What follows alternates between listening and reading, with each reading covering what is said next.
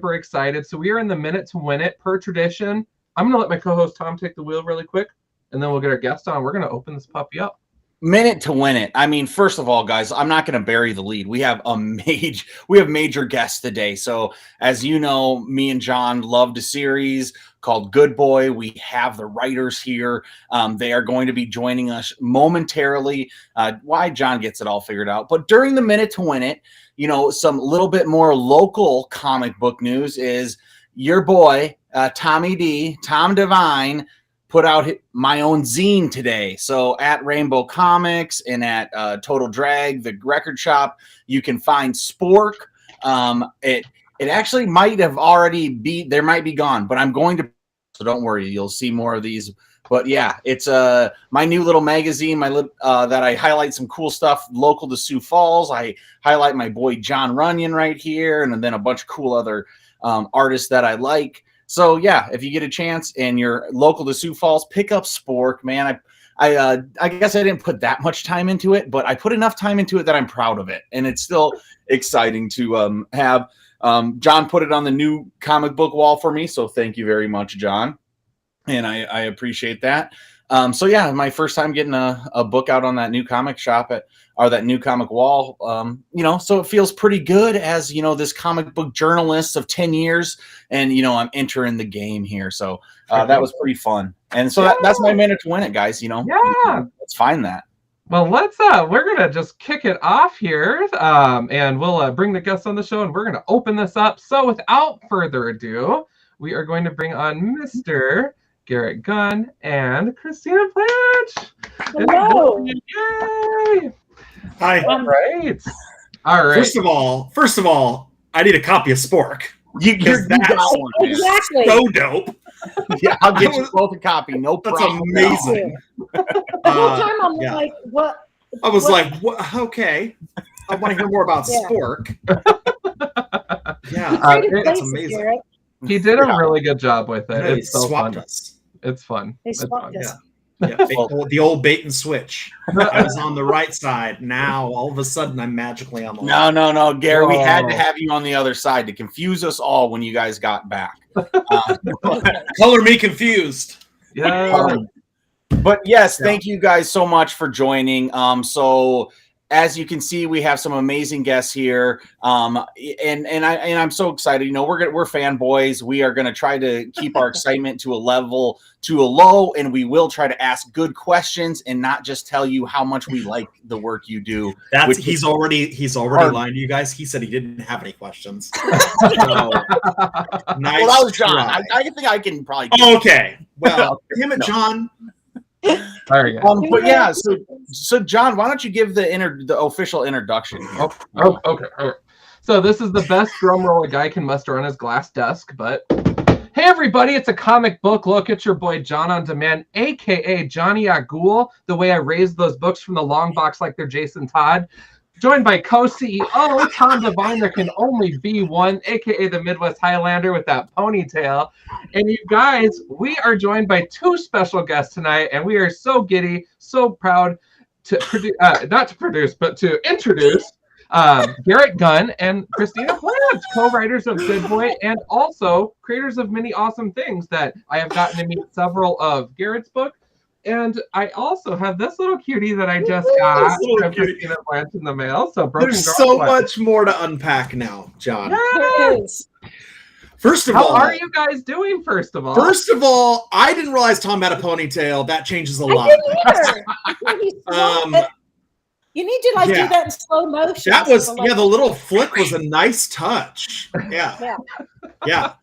Also, that intro was pretty exceptional. And I'll say he just wrote that one. That is, he is coming fresh off with that one. I haven't heard that one. There's been a lot of AKAs throughout our tenure. But yeah, that was amazing, John. I agree. Yeah, that was great. That was spectacular. I'm fine. You're fine. Full disclosure, I'm like 2 days into like not having any more Monster. Hence why I'm drinking iced tea. Yep. So I want to shoot myself in the face already. But I'm trying to gather the normal Garrett Gunn energy. All right. That is brutal. Why are you not having Monster?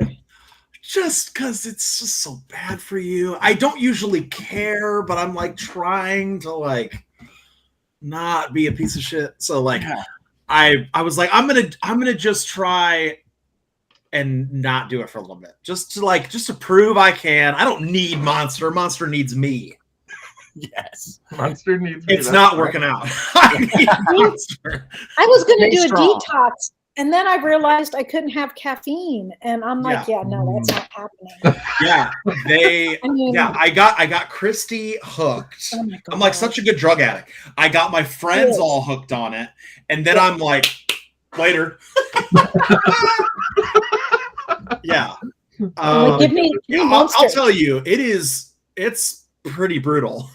It's pretty bad. It's pretty bad. I do take a lot of precautions though. Like I know like the caffeine headaches and stuff are coming like first thing in the morning. And I'm like, okay, so I'm like, get up. I'm like, take ibuprofen. Like right as I get up, I'm like, let's just get this going all right off the bat. I love it, man. I say you go for it. You got this. It's terrible. I probably don't, but it'll be okay one way or another. That's right. Yeah, at least it'll give my body a week to flush out as many toxins as it can. There you go. Before I go back and relapse. Woo! Well, goodness. Well, I gotta say, I think what you guys did here with Good Boy and having a tour. It's like you guys are rock stars. You're not just comic book creators now, right? You did the full tour. You had a tour poster going city to city, seeing fans, screaming fans going crazy. It's basically Beatlemania. This basically that you guys are doing. It was Beatlemania without the Beatles. Yeah. It was just Mania. Yeah. Just Mania. Yeah. Oh my God. I love it. So I would love to hear, where did you guys come up with this concept? I mean, taking comic books to the next level. I would love to hear the origin story and then how it came about. And then if Garrett, it was your idea of the tour, that's what we're talking about of the tour. Like that was just such a bad idea. Yeah. The tour. I want to notice how she's pointing at me because it's the bad idea. She was like, yeah, it was all this guy. Yeah, it's all his idea. No, it kind of was one of those things where on the Kickstarter, some people gave a lot of money for these big cases that included all sorts of fun things, and so we were like, we'll deliver them, and then one was in California, and one was in Michigan, and one was in no one was supposed to buy these crates. They were supposed to be a joke. And I've never been bit in the ass harder by a thing than this crate thing. Like everybody was like, ha ha, you should make a crate like they have in John Wick that he pulls out of his basement. And I was like, and I'm telling it was like multiple comments and messages from people like, you should do them. And I was like, oh my God, fine. I'll make them so expensive, no one will buy them, and then everyone will shut up. What I did, and then he calls up and he was like, "Oh my God, somebody bought one! I have to make these now." I was like, "I'll put 5 of them up. They'll cost $1,000." And then it was like, I was like, "What?" My phone gets Kickstarter notifications. It was like, "So and so has purchased mystery combat crate," and I was like, "Oh my God." Oh my God. So then I started stressing like, oh my God, I have to make this thing and it has to be cool enough to be $1,000 crate. So I'm like in my house plucking foam out of crates to make custom crates and fit all the things in. And I'm like, it was madness. And then before someone had bought one, we were like, we just added these crates to the Kickstarter. We'll hand deliver them. We'll do this. And then the first person that bought one was like, so you're hand delivering this to my house, right? And I was like, oh my God. And I was like, it's okay. It's okay. They live in California. I'm close. I'll drive to 7 hours to deliver it. Yeah. Whatever. The next one's Alabama. And I'm like, that's not California. Then it was Michigan. here, and I was like, oh my god, you guys, you're so far away from each other. So I was like, we're gonna have to just drive these around the country and deliver them. I was like, we'll make a whole tour out of it. I was like, and that'll be how we get around having to drive these crates to people. We'll plan the tour. We literally took a map and put out where the crates were at, and then we were like, all right, we have to go this direction. Yeah, we actually did. We went here, crate. Yeah, people were like, why didn't you come to the East Coast? I'm like, well, maybe someone on the East Coast had bought a mystery crate. We would have gone to the East Coast. I'm not going further than I have to, bro. That's funny. Yeah. That's amazing. Yeah, it was crazy. And I have to ask, Christina, what was your reaction to this? We're doing this. Well, at first I thought, oh, it's not going to happen. I mean, we're just going to do it. Nobody's going to get this stuff, and we're going to not do it. So I was kind of in denial all the way up to about 3 days before. You had to buy the plane ticket. Yeah, and then I was like, oh crap, I'll get a plane ticket, So then it started, I was like, oh, I had to train people. I had to train Jeff, because I'm like, oh, by the way, you've worked here for like full time for like a month. Now you're going to do everything. I'm leaving for weeks. Don't let everything die. So there's new things coming in, from 3 different distributors now. So this is how you do it. You'll be fine. Oh, and do the show also. Yeah. And and do this, and and the house needs repainted. It was. And he did great. He did so great. It was so much fun because then Garrett and I could heckle him from the road during the shows. Which we did. It was a lot of entertainment for us while we were on the road. It was. When we were driving, we would listen to the shows. And, But no, I thought it was great. The thing is that there are very few people, honestly, that I could be with for that long of a time. And one of them I live with, and one of them's right there. So there you go.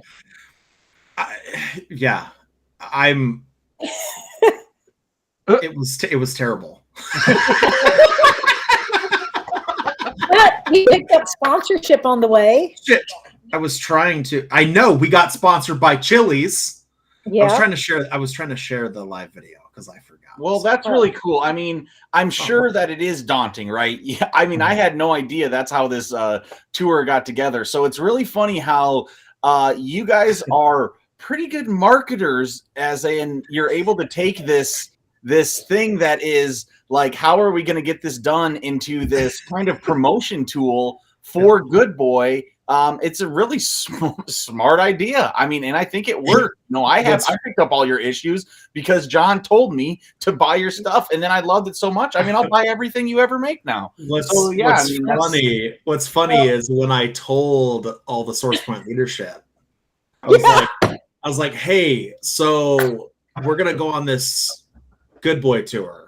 And they were like, what? I was like, we're gonna do this. It's like this long and whatever. And they were like, that's so dumb. Why would you do that?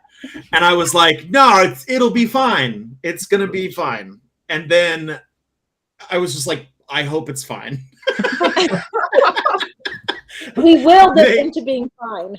It's true. And then, after it got done, those same people were like, dude, this is crazy. I saw these photos from these places you were at. I'm like, we have a bunch of these people messaging us now about trying to pick up more of your guys' books and whatever. And I was like, haha, fuck you. I'm exhausted. That's strange. Yeah. Oh yeah. We got Trevor from the shop. Oil change. Oh my God. All right. I want you to know that I took my car into Volkswagen when I got back. And I was like, look, I don't care that we got his oil change already. I was like, please do it again.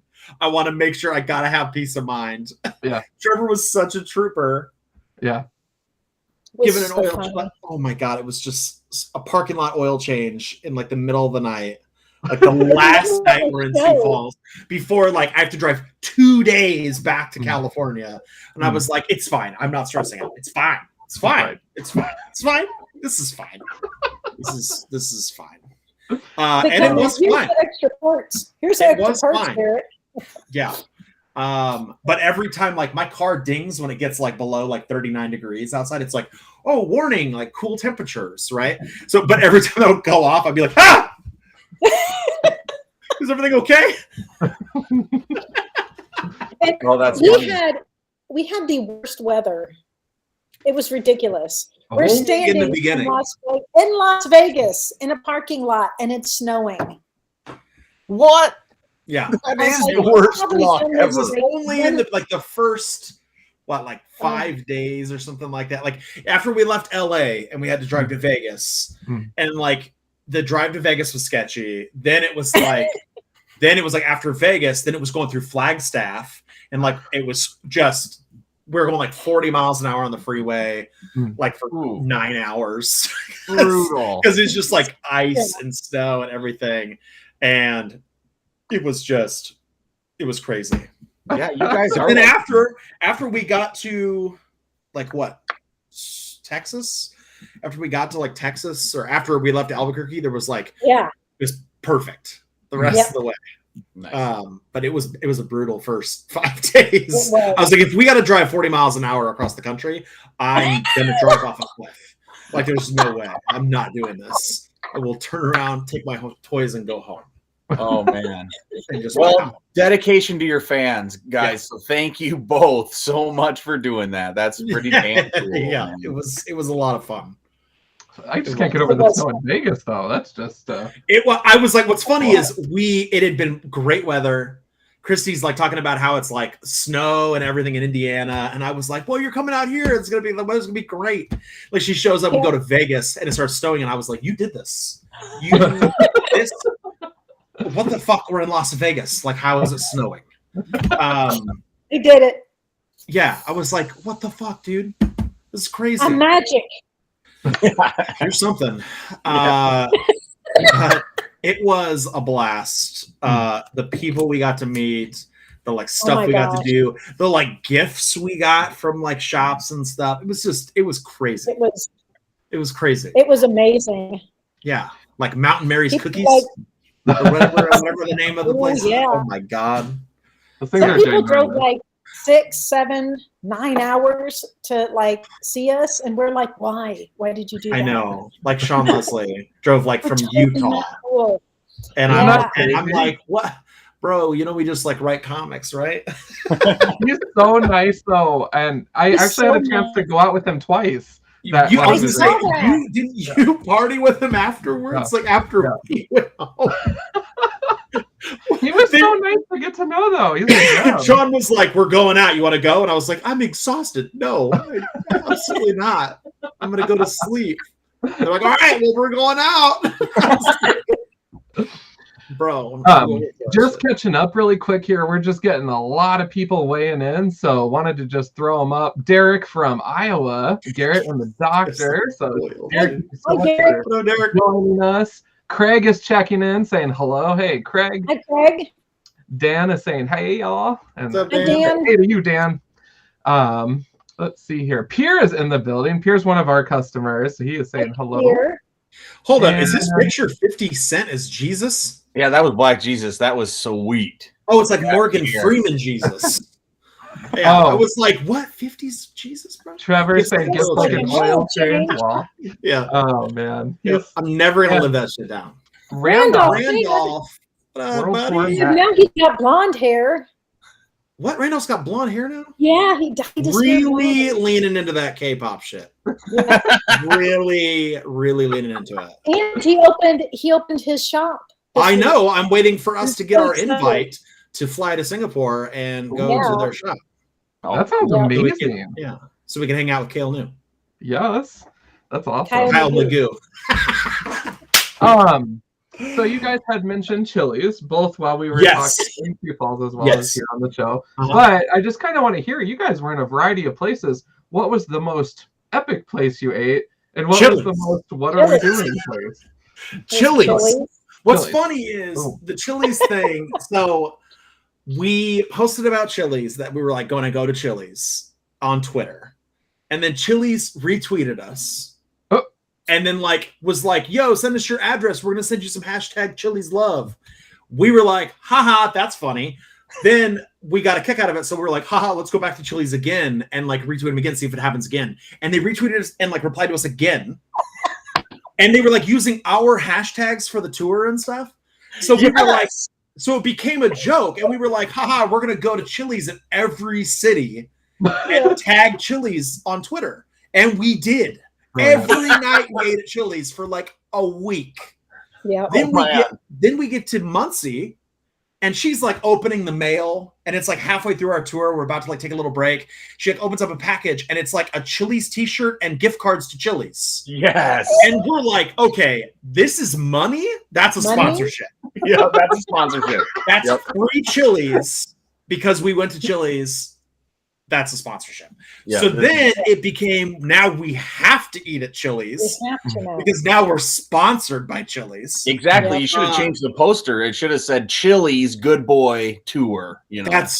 Oh yeah. Yeah. Well, next time. Next time. Now we know. If you're listening, Chili's, when the world tours. Chili's is always listening. Yeah. Like Baskin Robbins always. See you when you're sleeping. They know when you're awake. Yeah. So it like what's funny is I think because we were just like every stop was just like we'd get done at a stop, we'd drive straight to the next one. Like we very rarely like there was only a couple stops that we had like actual breaks in between that we weren't driving. So like most of the food we ate was like fast food, terrible, awful food. But every night when it was like dinner time, we're like, well, okay, well, we're stopping at Chili's. So I think like for dinner, I think we literally only ate somewhere that wasn't Chili's maybe twice. Yeah. And it was a lot of Chili's, bro. Yeah, it was a lot of Chili's. And we got so sad because they discontinued their chicken tacos. So we had it at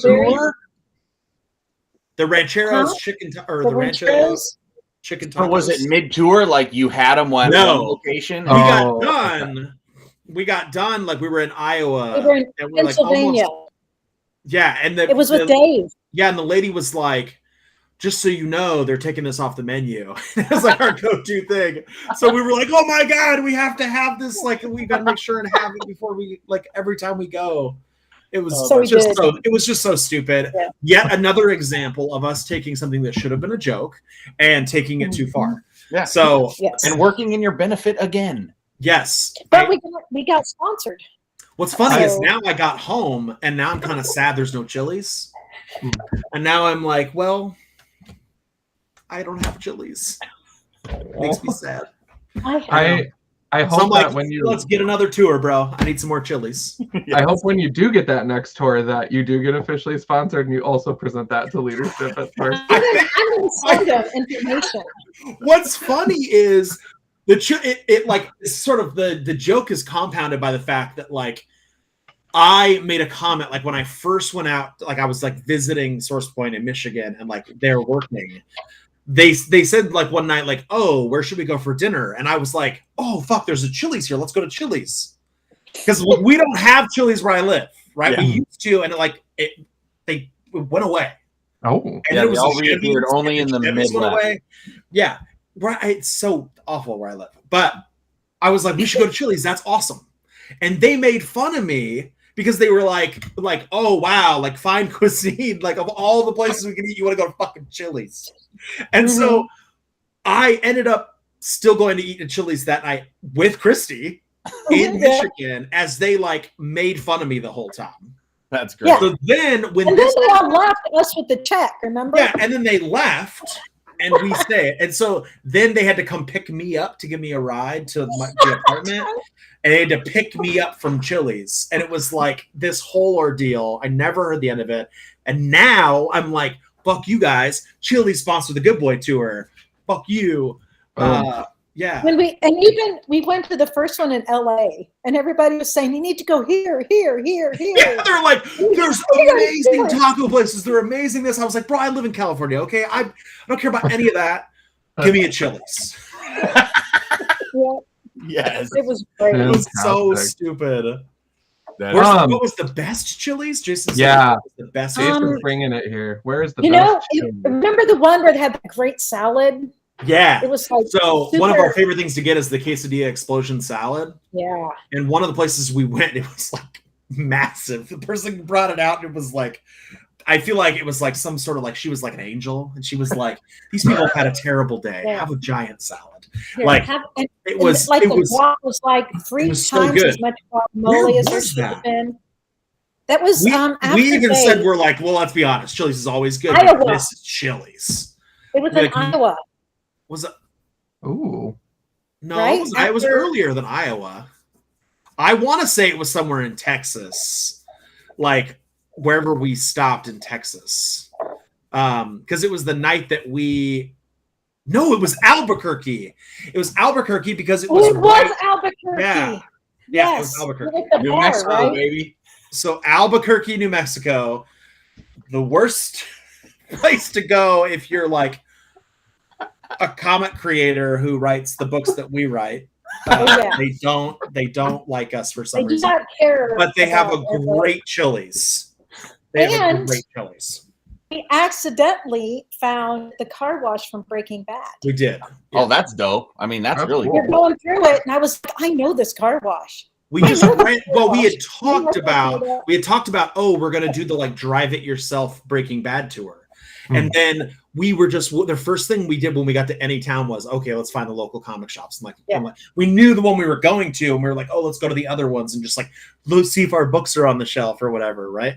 And so like we just went to this one randomly, and then we're leaving, and I'm like, man, there's this like salt and stuff all over my car from driving through the snow. I was like, I need to find a car wash. Literally across the street is this giant car wash, this Mr. Car Wash. And I was like, all right, well, we're going to go over here. And as we're driving up, she's like, God, this car wash looks familiar. That's so crazy. She's like, there's no way this is the Breaking Bad one, right? And we're like driving in, and she's like, oh my God, it's the Breaking Bad car wash. and the best part is that we're like driving through this car wash. There's no, okay, it's a normal car wash. Okay. It's not like it's like a novelty Breaking Bad car wash. It's just a car wash. We're driving through, and this bitch has her phone out. This guy's like trying to power wash our car, and she's like, shit, oh my God. And I'm like, bro, it's just the car wash. Relax. I'm like, but look, that's where Walter talked. Everyone is like in the thing, like take cover car, like looking at us like, what the fuck are they doing? And she's like, like out the window. It was psychotic. That is It was awesome. awesome. It was crazy. Yeah. Yeah. And it's like she wanted to be like, do you guys know? Do you guys know where you work? I'm like, they know. I'm sure they know. It was so funny. And I was just like, oh my God. And so then we're like trying to leave the car wash. Like you come out of the car wash, like onto the street to like go on this busy street. And I'm like, where am I going to the next, like to the shop or the hotel or wherever? And like, she's so concerned with like checking the photos that she took inside the car wash that I can't get her to like pull the fucking directions up. And she I was like, Christy, give me the fucking direction. I don't give a fuck about pictures of the inside of a car. It's like, I gotta know where to go. It was so. Well, and it's a good thing I got the good pictures because we will never go back to Albuquerque. Oh, How do they? I can't believe Albuquerque isn't a good boy town. Yeah. You know, Breaking Bad was No. filmed there. They never seen Dude, John Wick. the Get the hell out of shop here, in Albuquerque. I don't even know what happened. Well, the one Like, shop did have our books on the shelf. there was what's funny is the shops we didn't do our signing at were awesome. Oh, no. And then we went to the one that the signing, and like we went in, they had like emailed us like days before, and they were like, oh, we're so stoked that this is happening, like all this stuff. And like we go in, and the first thing, like it's like 11 o'clock after we have confirmed with the owner when the signing is. We go in at 11, and the first thing the guy says to me is, oh, we don't do signings until noon, but you're here, so whatever. And I was like, that was the first thing he said to me. And then we're like, what the fuck? So then we're like they put us like behind the counter in this little skinny aisle with a little table like super low to the ground. Like I was like hunched over it, like in this aisle, like cramped. Like, oh my god. Yeah, and like it was crazy. They wouldn't let us use their bathroom. It was just the whole thing was crazy. I don't even want to fucking live it. They asked us our names like 2 or 3 times, like to make posts they'd already made, like and had written our names on. Like the whole thing was just crazy. So we were just like, all right, well, we finished a script. We did while we were in the store, hidden away in this little aisle. We finished the script of a book, and we got so much other shit done. Stuff. Yeah, it was awesome. Yeah. It was just. We had lemons. We made lemonade. But then after that, we went to the bomb ass Chili's. Oh, we did. Yeah, made it all better. Really good too. And everything got better. Yep, everything's better with Chili's. Yep. Yes. Oh my exactly. god. Mm-hmm. Oh man, I love this. I wanted to call out Jason's comment here about Chili's. Oh my god. Soon we'll be able to order the Good Boy ribs. I'd say that's oh fair. my god. I hope so. Yes. I want my good boy. Wouldn't that would be fucking wild. Derek Chili's gift card. Brilliant. Oh my god. And also Chad from the shop here at Rainbow, one of our customers, just saying hello crew. And what's up, Chad? I saw you today, Chad. What's up, man? Good to see you, bro. I didn't see you, but hey. We saw you in spirit. So yeah, well, I am so sorry to hear that not all the stops were awesome. Well, let's be real. Not everyone can be Rainbow. That's right. It's true. So, I tell you what. Sorry, everyone. We found the pot of gold at the end of the rainbow. Right there, at the end of the rainbow. End of the rainbow tour. Yeah. Just thinking about the products that you had with you, one of my questions was, how did Garbage Sketches go throughout the tour?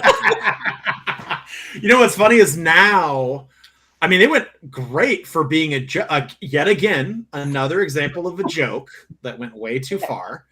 It went great. I went into it with zero expectations. I was like, haha, this is funny. I'm going to lean into this joke hard. And I did way more than I thought I would. And now I have people, I had someone commented on like a Kickstarter or something, and they were like, next campaign, can we get Garbage Sketches added as like an add-on and shit? And I was like, what the fuck? Here's the thing though. He calls them Garbage Sketches, and they are not, because he is an extremely talented artist. He is. Suppose I'm decent. He has so much talent. He's got the imagination. They're funny. They're great. They're better than a lot of sketches. All you comic shops out there, if you want to have me do a twig variant for you, you just let me know. I'm available. Because I can draw the shit out of ugly little monsters. So that's where it ends. that's it. Oh my goodness. Yeah. That's awesome. And I was going to tell you on the Garbage Sketch note, Ken, who is downstairs right now, my fiance, has Stephen King in a frame. I saw in his office. Post, and I was like, ooh. That's awesome. Yeah. So, I wasn't too ashamed of that one. I thought that was pretty decent. Yeah, that's what I saw. I was going to say, these aren't garbage at all, man. These are pretty. No. One of them that you did is at CGC right now. What? Yes. Remember? Yes. Steph sent his to CGC. Oh my god. Getting graded, baby. Only because he had us do a sketch cover, had me do a sketch cover of us. And it was so funny. It came out so good. Like I could draw myself because I doodle like making fun of myself all the time. So that's easy. But some of these people are like wanted stuff, and I was like, okay, well, I'm going to make this really stupid because I can't really draw that.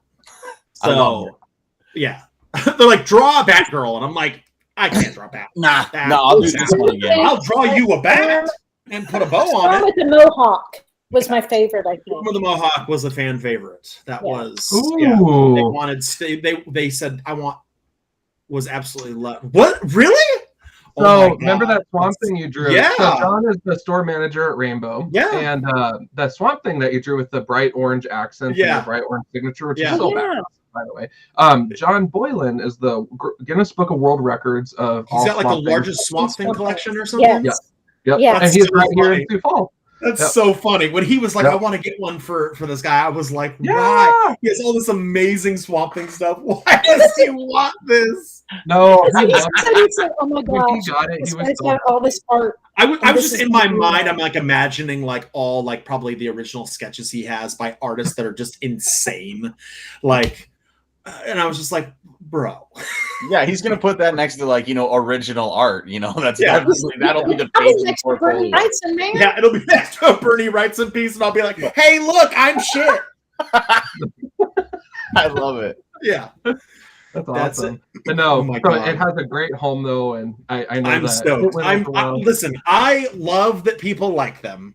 Yeah. I look at them and I'm like, oh God, but whatever. it's fine. I do have like I did get like Aaron. Aaron. Aaron. I love Aaron. The Aaron legend is themselves. amazing. Wait until you guys see Artist extraordinaire, Aaron Oh. Burling. when you see his Uh, new Good Boy covers, you're gonna flip. Yeah, he's amazing. Anybody who doesn't know Aaron or follow Aaron or buy everything Aaron makes is missing out. He's Sparkling so Bunch, good. go join it. He's the artist amazing. like for like one of the most popular and most highly ripped off pieces of art for Ninja Turtles ever. Nice. Like he did that. Have you guys seen that? It's I mean, you guys have read Last Ronin, right? I'm not like spoiling. Yes, I mean I think I That's fine have. for you. So Aaron did a piece where it was Mikey on the ground and all like the ghosts of the brothers are like over his shoulder, like holding his like back.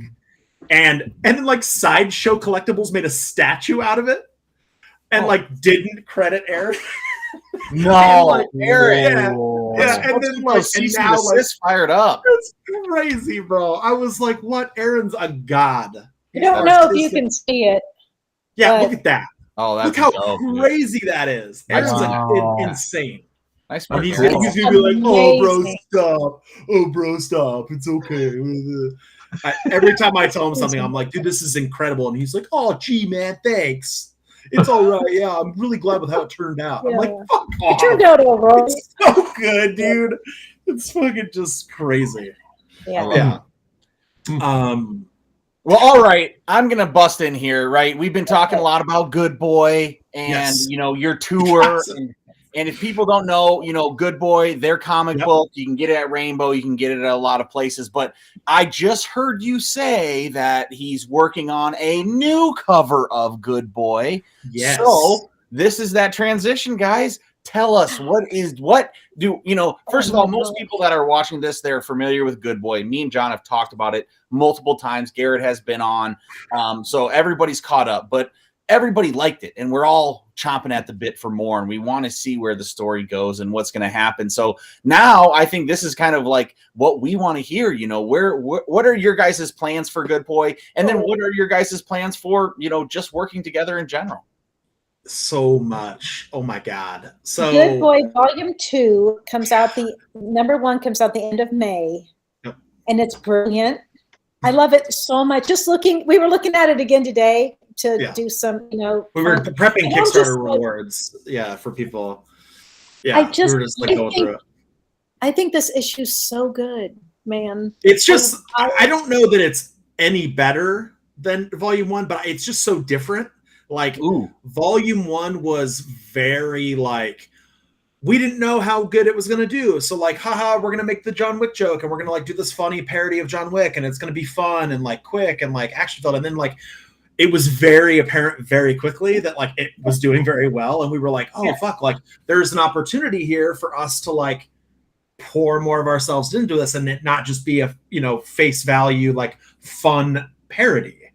And so Volume 2 was where we decided like, okay, we'll finish out Volume 1. That'll be a fun, like little trip. And then when we start Volume 2, it's going to be more of us. Like we're going to keep the Wickisms, we call it. It's still going to feel that same, it's still going to have that same like Wick vibe, but like it's got a lot of, it's just like a lot more story and a lot more like went into, you know, the storytelling, because we like wanted to make it a more like complex story. One of the greatest characters ever created. I know. I created Christy's fictional boyfriend. We discovered through working on volume 2 that Christy's a furry. And I literally, I told her, I was like, look, I have this idea for like, so volume 2 is set at a place called The Farm. I thought it was, as many things happen in my writing career, they often start with a joke. And I went, that's funny. Like, you ever think about, like, you tell your dogs, like, or you tell your like kids, like, your dog went to live on a farm, right? Like, and I'm like, that'd be funny if there was really a farm that like these dogs that like were retired mercenaries went to live on. And not just dogs. Yeah. And then, so then we like started toying with this concept. I told Christy, I'm like, hey, what if we do this? This is like my idea. Like, what do you think of this thing? And this is the character I have that I want to be like the person that runs the farm. And I sent her like all these reference photos and stuff. And she was like, I love it. We spent like a day just sending pictures back and forth. I'm like, here's what his hair looks like. And here's what this looks like. And this. Yeah. And then when he was finally drawn, Christy was like, oh my God, I love him. And I was like, watch out, Jeff. Everyone is going to love him, though. Yeah, his name is Abraham. He is the former leader of the Demon Dogs, which was like an old like Vietnam era like mercenary team. Oh yeah. Which is obviously like a play on Devil Dogs, like to make fun of Marines and shit. It was really cool. Like, we wanted to shift the focus away from just being a Flint Sparks story and be like, open up more of the world that he lives in. And the way to do that was to introduce new characters, old friends of his, people he knew. You're going to find out a little bit about meet some people from his past. You do. In volume 2, you meet some people that have special ties to Flint's life outside of John. It's the first time you really like see anything else about Flint as a person. Like, there's a lot more to his life than just like, you know, his job and whatever. So like, you know, there might be some love interests, there might be some, you know, whatever. There's all kinds of, you know, things that's in volume 2. There's a lot. But it's very fun. The first issue makes you laugh, it makes you cry. A lot of crying. A lot of crying. I really just made sure to like take like a Hulk-sized fist and punch you in the groin a bunch of times. And then stab you in the heart. Yeah, there is that. Chrissy hated it. I wrote the like last part of the thing, and she was like, "You're a monster," and I was like, "Yeah, I know." I was like, "I mean, we could change it." She was like, "No, don't change it. It's awful." No, we want it to be good, so yeah, we have to keep it. It was really bad. Go for it. Yeah. And like Christy does like a killer job of like setting up, like she did this whole like monologue with Abraham in the beginning, talking about the farm and their lives there and all this stuff. It's crazy. It's just very like when people have looked at people we've given it to read advanced copies or whatever are like, whoa, like this is different. I like it. Like this is crazy. Like I wasn't expecting this. Jeff had to leave the room at one point. He started laughing, and then he scrolled up. And then he saw the dick punching that I was talking about. Yeah. And he literally just had to leave the room because he was tearing up. My wife was going to be like physically ill. She was like, I hate it. I hate it so much. Yes. Oh, no. And I'm like, that's great. I was like, that's great. Like, and that's exactly and how he drew this thing. Yeah. Yeah. Ooh, because when I was writing it, I wasn't really thinking like, I'm like, okay, this will be sad. And then like Kit comes in and like, it's just so cute and like just terrible and awful and all this shit. And I was just like, oh my God, what have I done? Yeah, I mean, because like, if you're doing sad things and then you add dogs to it, unfortunately it becomes a lot more sad. And then we yelled at Kit for making it sad, and he was like, you guys are idiots. You know, he's like, you wrote this. Yeah. But it's awesome. The first issue is great. the whole story arc is awesome. It's very crazy, and there's like there's flashback scenes to it's we never say it's Vietnam, but it's meant to look like sort of a Vietnam like flashback. The story is so much fun. The new characters are amazing. They are. They're so great. I mean, but we've got like 6 volumes of this book planned. So that's amazing. You have 6 volumes of this book planned. So, you know, it kind of introed, obviously, you know, this John Wick, you know, play, this switcheroo, John Wick.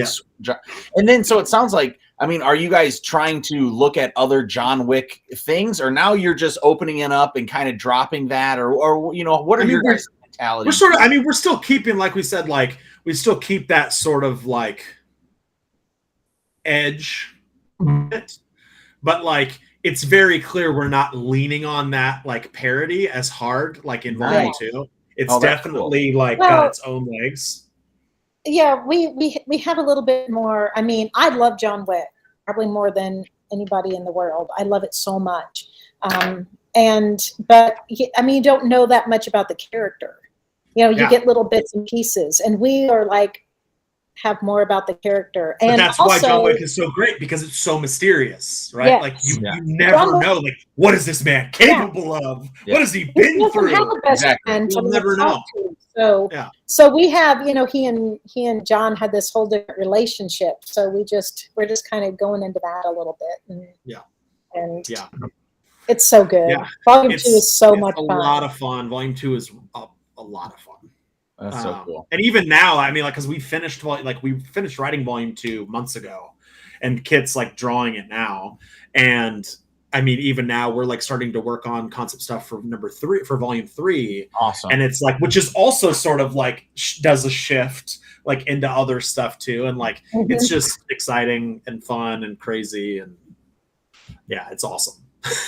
Well, yeah, big congrats. I mean, that's just so cool that you guys have this going. I know me and John are very excited for it, and I know a lot of other people and people watching this right now are clearly excited for it and will be watching this. So glad to see the team sticking together. Glad to see that we're going to see some more of it. You know, absolutely love it. So, and then is it going to keep with the Source Point Press and you know, stick with them? I mean, they got to be loving you guys right now, because this book is pretty cool. Love is a strong word. Love's a strong word. They tolerate us. And we give them I do have to say that this last Sunday was his birthday. So happy birthday. I think you're pointing at Jeff, because it was also his. Oh, nice. Because you're pointing on like the other side.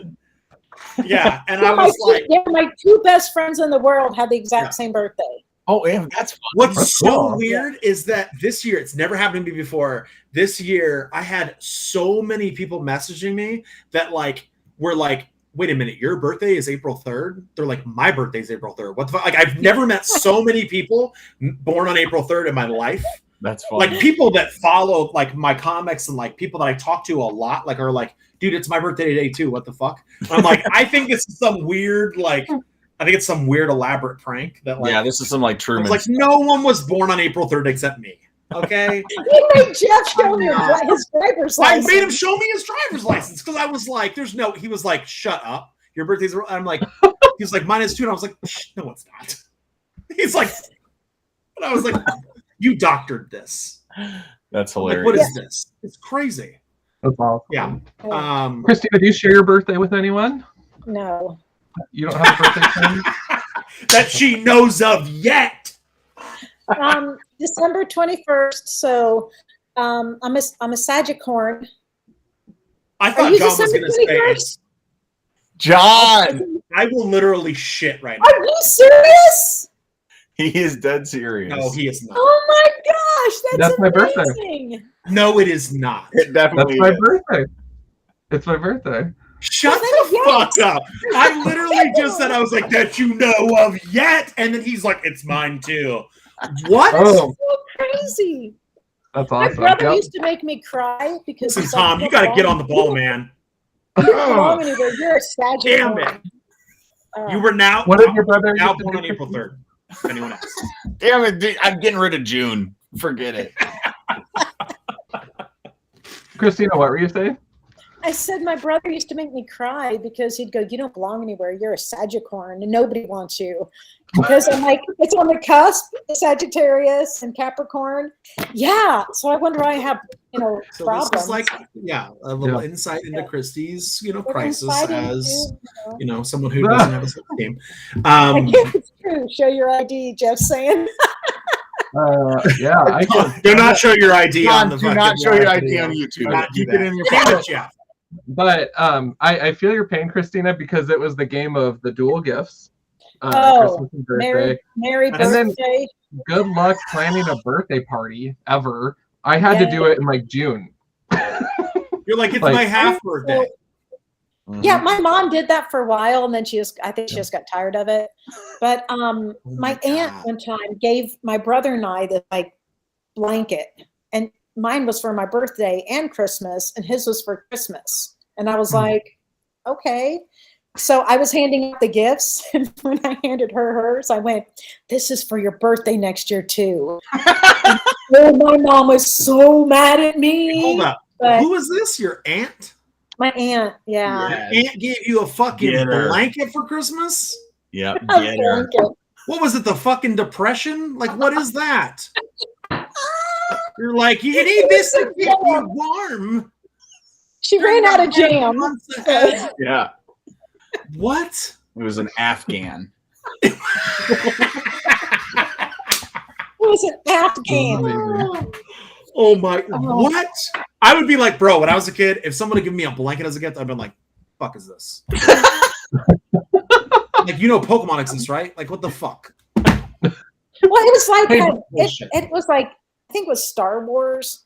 Oh no! Now So- you're talking. Okay. But was it officially licensed? Oh, probably not. Exactly. Come on, bro. In fact, I think it said Star Warts. That's even more troubling. It's even more that your aunt was giving you a Star Wars. I got Star Wars. I have to make a few phone calls.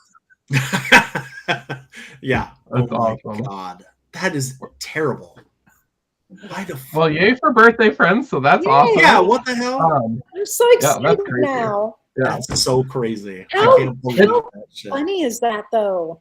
I can't believe Wow. that shit. Yeah, that is I still weird. think he's fucking with us. Like, That's so weird. I'm not.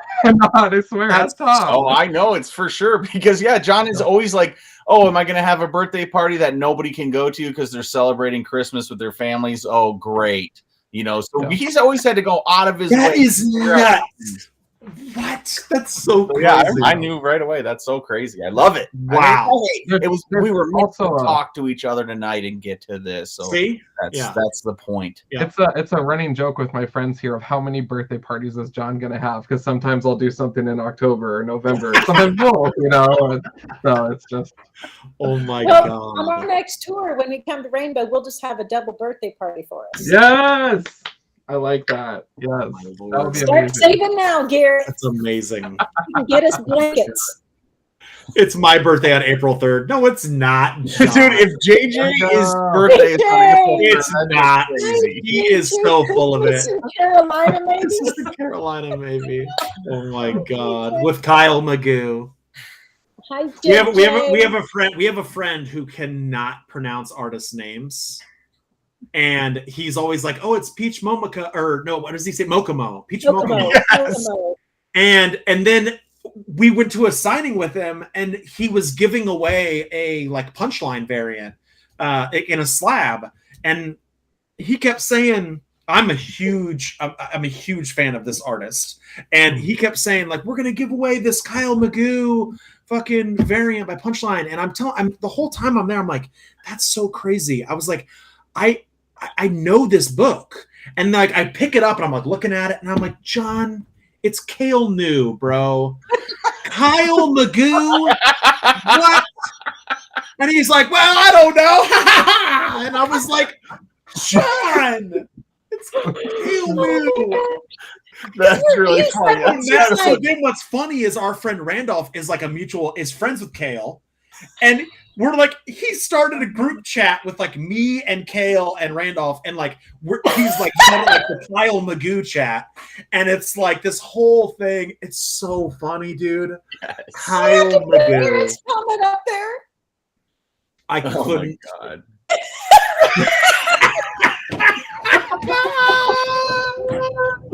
Aaron Fartling. That's Jeff laughing the other spectacular. That is spectacular. Oh, It's so funny. It's so funny. I my, love he it did. so He tried much. some cabbage tonight. What did he say, Jason? Oh, Bilson. Frosty had is cabbage. great. Dude, John is such a sweet, amazing He person. The man can just not pronounce people's names. I mean, He is It's so funny, honest dude. and- It kills me. I will now be known as the Fartling. Fartling. You're gonna have to change your Fartling one-upping bunch. to the Fartbarians. The Fartling family. Oh my God, that's funny. Oh. He's such He an is awesome. That's what's so awesome, funny dude. about it. And I make fun of him like to his face about it, and he's like, Oh, yeah. ha, ha, ha. Like, it's so good. He's such an awesome dude. Yeah. It's so It's funny. Oh my God. So funny. He Yeah. just cannot pronounce names, and he even now knows that it's. I have Yeah. trouble now remembering. I'm like, it's Peach Momoka. Okay. Yeah. He We're like, damn knows it, John, is. you put Mokomo in our head now. Yeah. I want a Fartling exclusive. I want to share that one with you, JJ. Oh my God. You should make, Aaron, you've got to make it like a whole joke. You got to do like the Garrett approach and really lean into the joke and make him an exclusive, and where it's like literally like just all these fart Easter eggs inside of the art. And that's it. Maybe Scott Gunn could help with that.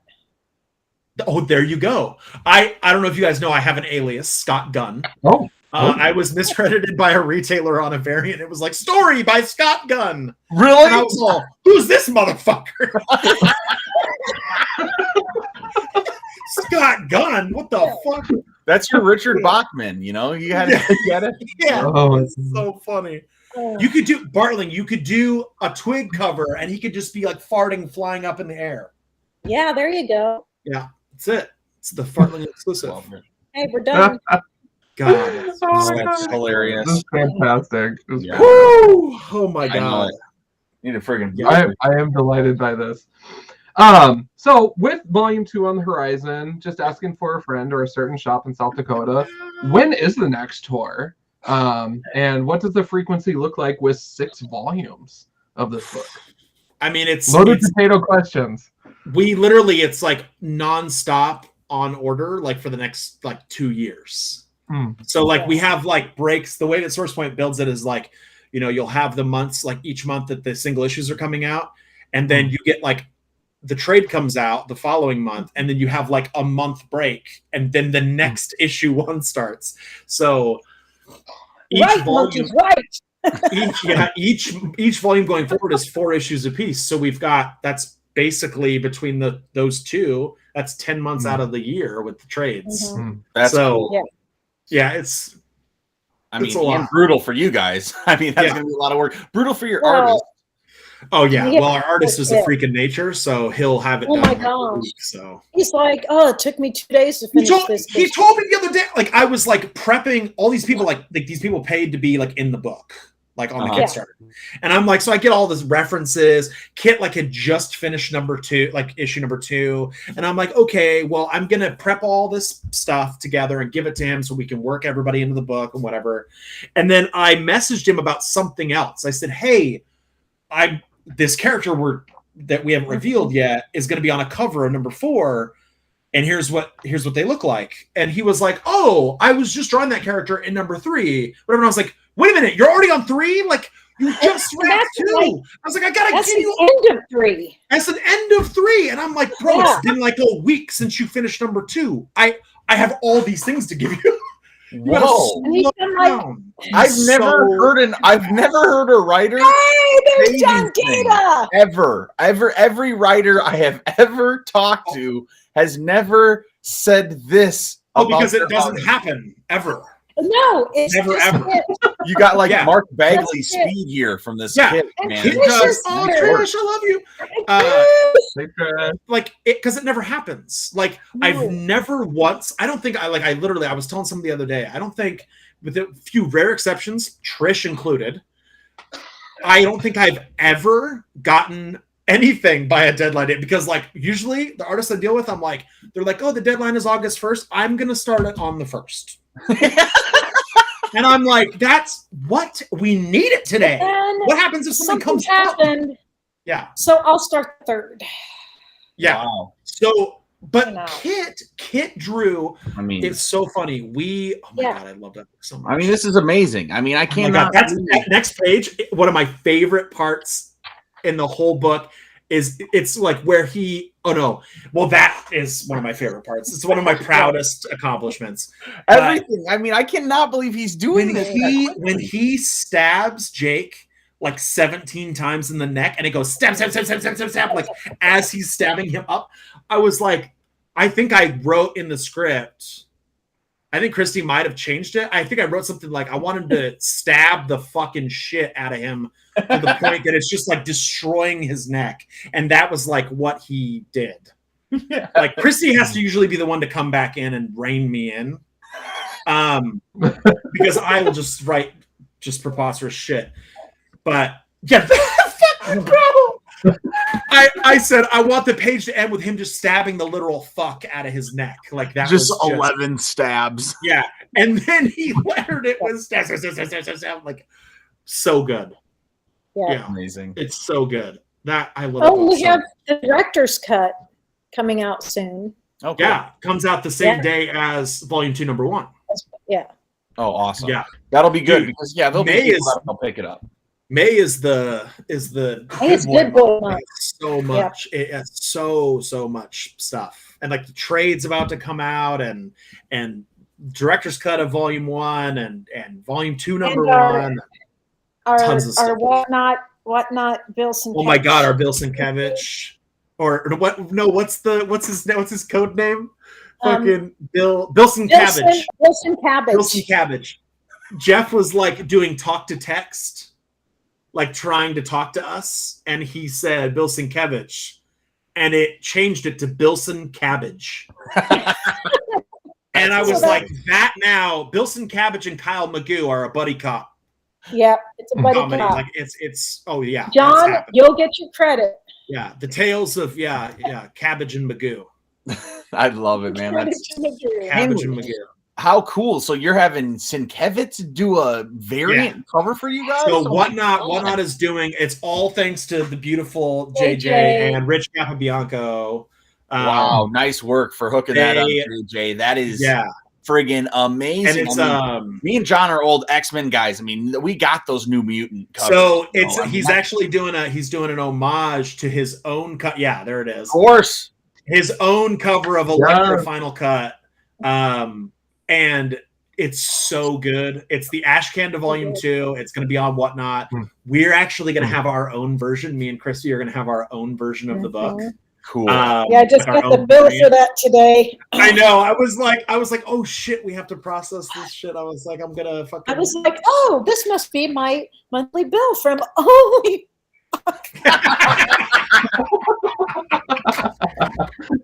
Oh my god. That's hilarious. Yeah, Yeah. yeah. Don't stress It's it. gonna be awesome. Garrett's No, got to I'm not. gotta I take just some was care of. expecting like $250. You Yeah, know. it's like, here you go. Here's $2,000. I was like, what? Yeah. But Whatnot's doing it as an exclusive. It's a Whatnot exclusive. It's gonna be fucking awesome. And then right It's- after the Sienkiewicz stuff comes out, Aaron Bartling is doing a set of covers, one for each of the 4 issues that all connect together. Like it's all this big long shot. Cool. It's got it's so good. Oh, hey there.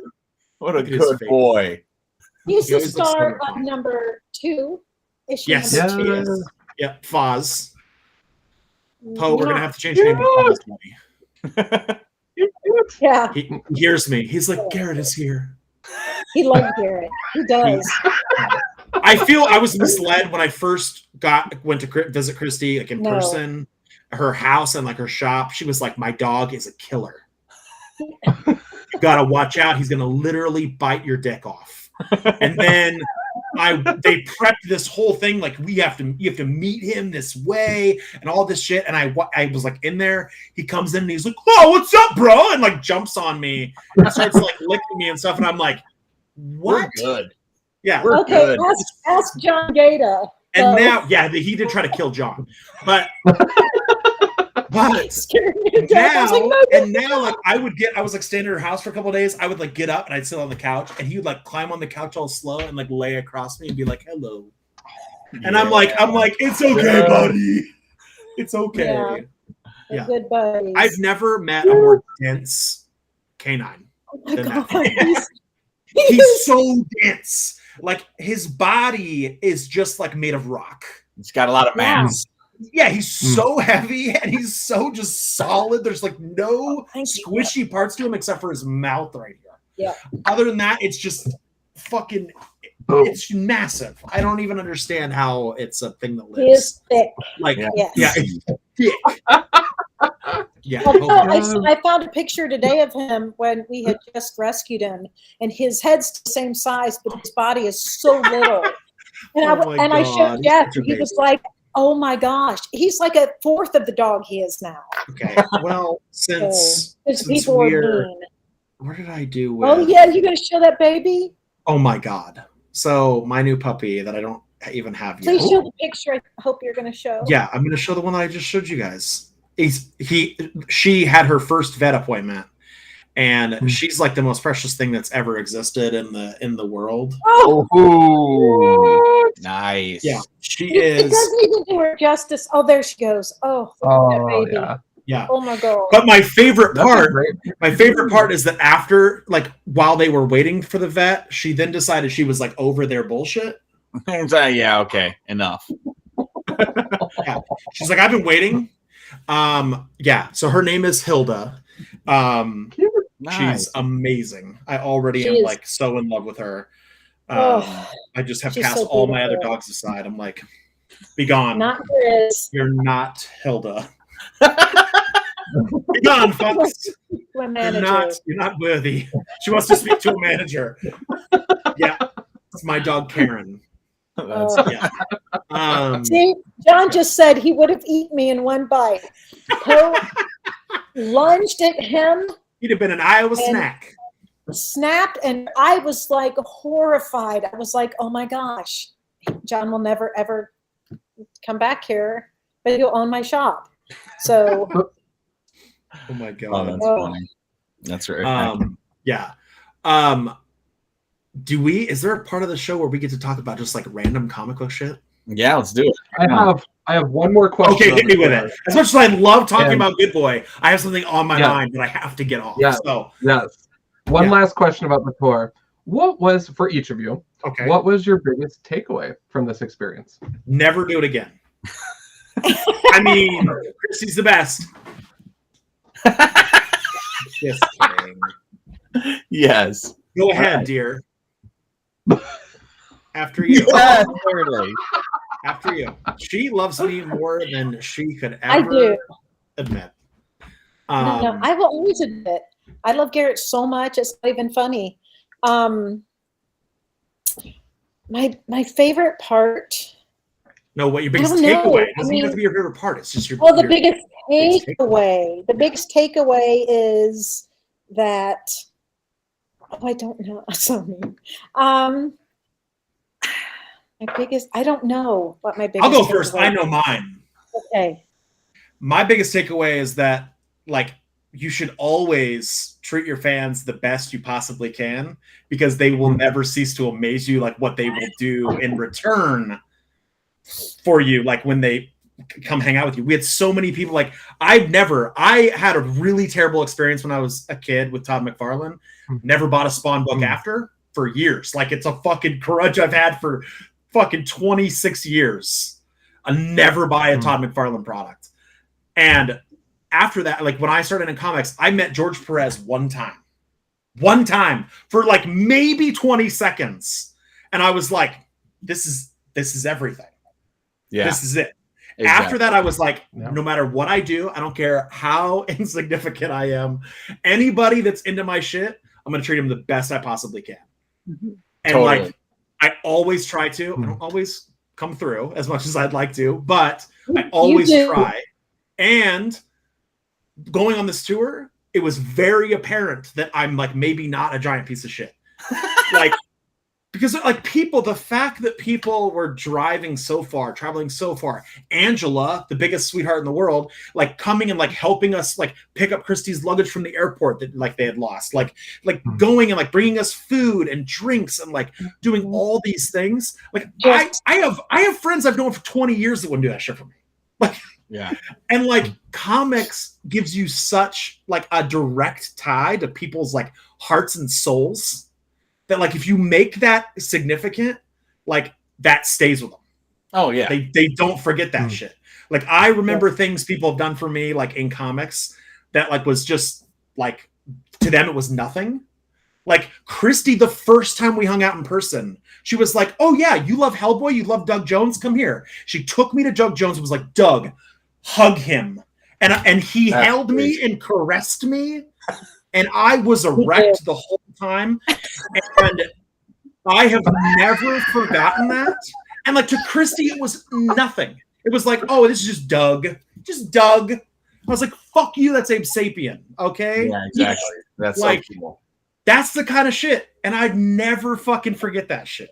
Yeah. Like, same with like Angela. We were at fucking Emerald City and I was like stranded with nobody else at the booth. I couldn't do anything. I was dying, had a caffeine headache, all this shit. She like left their hotel to go and went to a convenience store, got me caffeine and snacks, came into the convention, came upstairs and gave me shit just to turn around and leave and go back. Yeah, that's like, cool. That's unbelievable, bro. Like, that's crazy. Angela's phenomenal. And there's like stories like that I have about tons of people that I'm like, just because they're like, oh, you were cool to me once. And I'm like, what? Yeah, man. Why would you do this stuff? That's crazy. That's the takeaway. And that's like, so cool, man. Always treat those people the best you can. Because like, what is like, I'll meet people and they're like, oh man, I really wanted to get this cover of Good Boy, and they were sold out or whatever. And I'm like, you can have it. It means nothing to me. Like it costs me barely anything. And this $2 book is going to make your day. Yeah. So like, who the fuck cares? Like, that's awesome. Oh, yeah, like, so cool. That's it. So the takeaway is don't be Todd McFarlane. Yeah, exactly.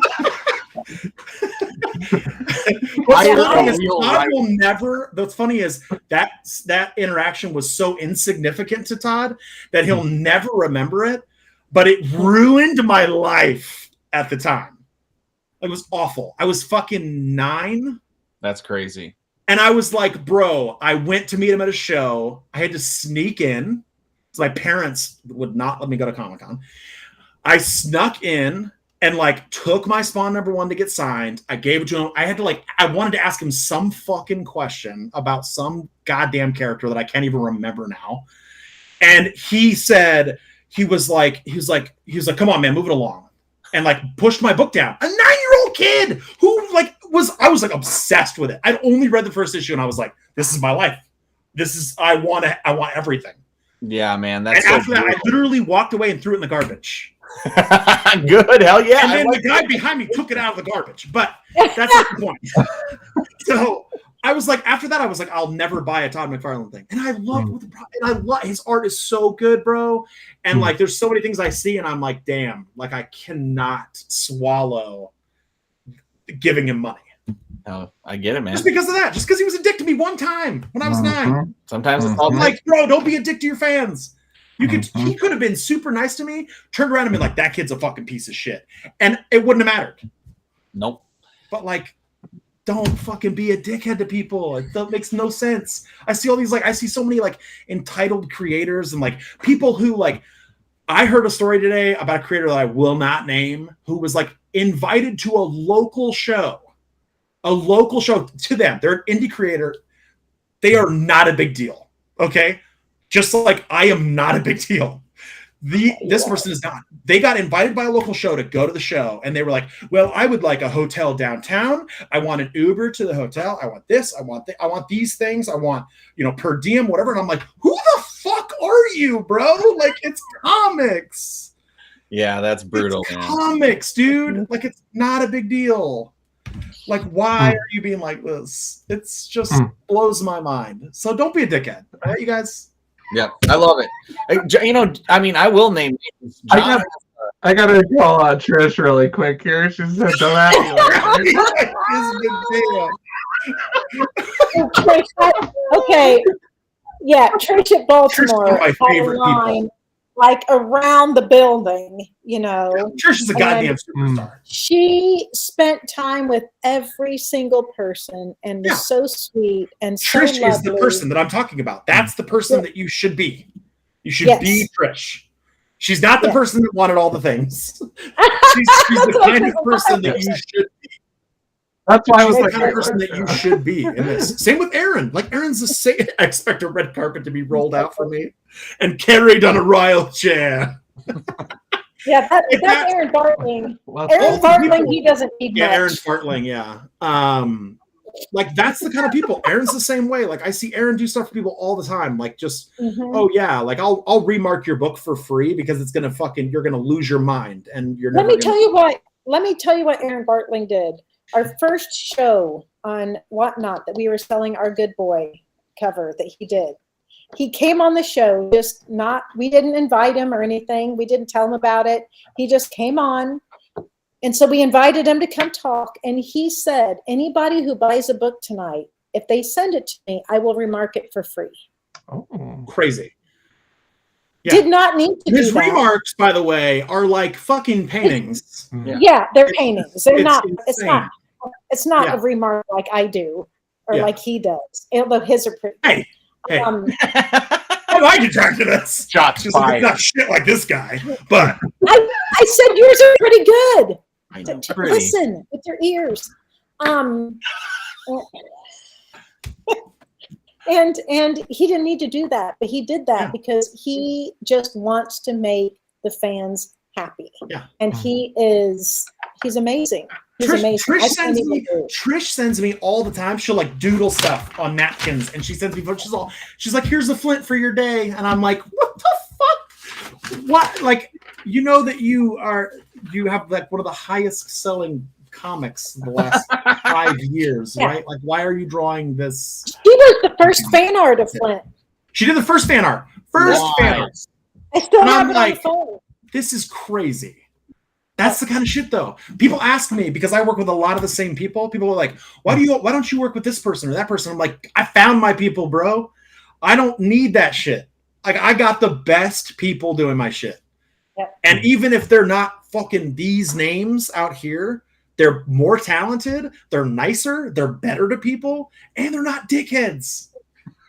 So fuck those people." The first fan art. Yeah. Yeah. It was awesome. I do want to give Trish a shout out. I actually was at Baltimore Comic Con last fall, and she signed my Bird City comic Goosebump themed trade paperback of Stray Dogs that I got to pick up there, and I got to meet her, and it was just such a treat. So thank you, Trish, because that was just so cool. Good to meet you. And, Are you going this year? I went last fall. I don't know about this year yet or not, but I am going to Heroes Con in Charlotte in June, which I'm very excited about. So. Yeah, it's amazing. So what's your takeaway there, Christy? I guess mine would be to just enjoy everything, and let people enjoy everything. I once saw an interaction with somebody where a kid took his book up to a creator, and the creator goes, "Oh, I hate this story. This is the worst thing I ever wrote." And the kid looked so crushed, and he said, "It's my favorite book." And it's just like it's like funny, but it's awful. Like that's just so he just me off, man. Was it Chris Claremont? No. Bill Willingham. Chris Claremont's the only person that gets to act like that. And it's just like, and I remember that with Logan. But it was just it crushed the kids. So it's like it doesn't matter what kind of that's the thing. It's like that's the next generation. We were on the tour. There were some days when we were there and we were exhausted. The last thing we wanted to do was be doing somewhere. Anything, being awake. But it's like, you know what? Somebody walks in and they have taken the time out of their day, all the choices they had to come see you. Yeah, and they bought our book. And they bought our book, and it's just it's something else. So just kind of like Garrett was saying, just it's just like just enjoy it and enjoy the people and enjoy the moment, because I mean I still can't believe people drove over an hour to see us. I mean, seriously, like 12 hours. I mean, one guy, Cody, like took days off work and took a little vacation. So crazy. I mean, Cody's insane. Yeah. Yes. It was nuts. First of all, the caveat to Christy's comment is that Chris Claremont's allowed to be a dick to you because that's on brand. Yeah. It's like when you go to that restaurant, Dick's Last Resort, and you're like, oh, they're going to treat me like shit. Ha. Like, that's what you get when you talk to Chris Claremont. That's true. I was so I'd never met Chris, and we were like walking through a convention early, and he was sitting at his table, and Christy's all, oh, hey, Chris. Like, ha. And I was like, oh my fucking God, Chris Claremont. Like, my son is named after Wolverine. Like, this is like this crazy. And I made a comment about like my kid's named Logan James Howlett Gunn. And that's awesome. And he was like, you know that James Howlett's not canon. And I was like, I don't fucking Claremont is legend. He was all, you're gonna have to change that kid's name. That's so stupid. I was like, yes. I was like, yes, Mr. Claremont, absolutely. I'll change my kid's name. He is stupid. I agree. Yeah, that's amazing. It was awesome. But it was awesome. Phoenix Saga was really meant a lot to me. It was okay. That's fine. Okay, yeah, I left around. I was like, I think he's an asshole. And then I was like, but it was kind of awesome. Yeah. I hoped to get to a point in my life where Chris Claremont could tell me I've made poor choices. That's honestly, I've made it. That's perfect. Well, guys, thank you for those awesome takeaways. Now let's get into some of your weird comic book recent news that you want to talk about. Not even recent news. I just have to get this out of my brain. Have you guys? Oh, yeah! Bringing in the mega stuff. That's just the mega stuff, though. It's not the most stuff. It's not the most. No one beyond mega, dude. We went. That's so funny. Like it's only for you, Garrett. In a fucking like pilot, like on our drive, and we're walking through, and there was a display, and it said, it was like, it said Oreos most stuff, and it was a package this long, and it had 2 cookies in it. Oh my God. It was like this much cream in the middle of it. It was crazy. I was like, how? This is nuts. It was just insane. Okay. Please tell me you guys have watched Moon Knight. Oh, yeah. Yep. I haven't. Christy? The first part of the first episode. You haven't? Bro, I haven't watched episode 2 yet. I'm about to watch it right after this fucking interview. Episode 1, it might be my favorite episode of Marvel television that's ever happened. I've never seen a more like original, crazy, immediately sucked into it episode of maybe anything. Oh, hell yeah. I was completely just enthralled with that fucking show. To the point that I was like, no, it's over. I can like sense the episode's almost over. I'm like, no! Get me there! So good. It's so good. We're gonna watch it. I had to wait until we're in a good mood. We had a sad thing happen. Yes, but so this will make everything better, right? It's so good. It's so good. Well, it completely makes up for Apocalypse. That wasn't his fault. It was not, but it wipes the slate clean. It's so good. Yeah, I am very excited about this show. And now I'm mad that we can't talk about it because Christy hasn't seen it yet. It's okay. I haven't seen it either, Christy, so don't worry. Wait, you haven't seen it either? No. My wife started to watch it without me, and then by the time I sat down, there was already stuff happening that I didn't understand. What's funny is that like you can all be half mad at me now. Yeah, no, I can still be full mad at you. What's funny is the show makes me so anxious because it's so like nonstop and crazy that I was like, this is how I feel in my brain. Like, what is happening to this guy? Like, this is crazy. Yeah, I can't wait. It was just beginning to end, perfect. I loved it nice. so much. Ethan Hawke is like one of my favorite actors just in general, and he's so good. It's just that show is just magnificent. It was like, I guess they were like in a Starbucks or something, and Oscar Isaac was like, "Hey, you want to be in Moon Knight with Ethan Hawke?" And he's like, "Yeah, that's how he got in it. That's what I heard. It was just like, yeah." I watched the funniest interview of him talking about Moon Knight with, I think it was Jimmy Fallon, where they were talking about like fan theories. And his reaction was like really awesome because like they were like, there's a fan theory that Arthur Harrow is just is like a you know, supposed to be, it's not real, and you're actually playing Dracula. And he's like, that would be awesome. I hope that's true. It was so funny. They did the video of them watching the trailer together, and it was so funny. He's so dude, and like the first scene. I mean, John will know because he's seen it, but like the very first scene in the show made me want to almost throw up. It was so crazy. The fucking shoes, John. I was just like this immediately. That first scene, I was like, oh, this is gonna be so good. Like, it was so dark and crazy and just psychotic. Like, it was spectacular. So you guys should go fucking watch it. Yeah, exactly. Maybe that's what I have to do when we're here. The last 4 minutes has been sponsored by Marvel. I did get Doctor Strange tickets today. Oh my god! Yes. I'm so excited. Did anybody see that fucking giant pile of shit, Morbius? Not yet. I'm going to see it. So I have not seen it, nor do I care to anymore. I saw it, but I didn't hate it. That's the weird thing. There were things I didn't like about it. But so I run into this a lot. Like usually when people are like fans of something or whatever, they're like, "That was garbage," and I'm like, I have the ability to like go and like watch a movie and be like, "Oh, this was fine." Like, yeah, I wasn't like super. Like, I liked Suicide Squad.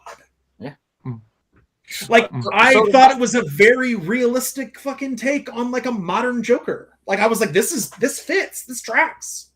Like, this is great. Like, so I don't think I'll hate it either, but I have heard some awful things. Yeah. Most of them are true. Most of them are true.